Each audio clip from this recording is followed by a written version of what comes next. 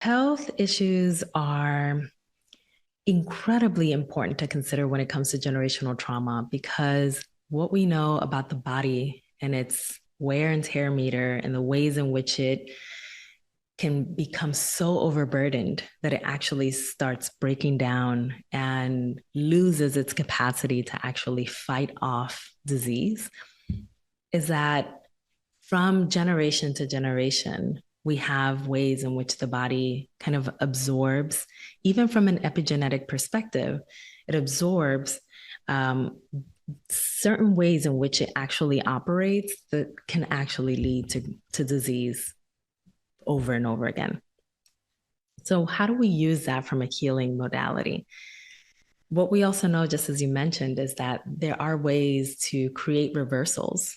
by utilizing our body and utilizing mechanisms of healing that really tap into the physical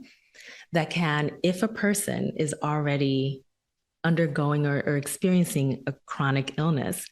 that can at least help with diminishing disease progression,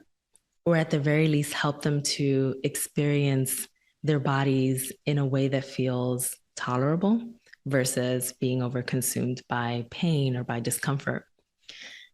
And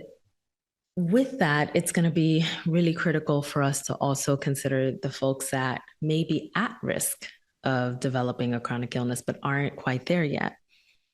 And whenever I'm talking to folks and we're trying to excavate a history within their lives and within their families that has physical ailments within it, I oftentimes want to explore when they say, everybody in my family has hypertension, diabetes runs in my family. I start to wonder and I start to sometimes even, do some collaborative education with folks about the fact that, well, if we look at the nervous system and when it's stuck in a chronic state of alarm, it actually makes it very hard for your nervous system to metabolize energy, glucose, right? Any meals that you have, it disrupts that cycle, the natural way in which that cycle is to take place in your body.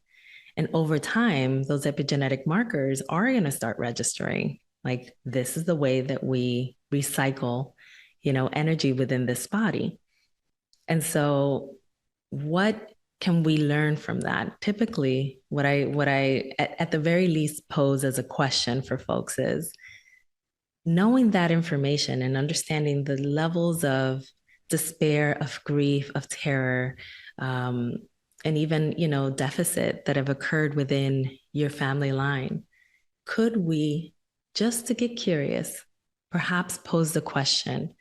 is it diabetes that runs in your family, or is it intergenerational trauma?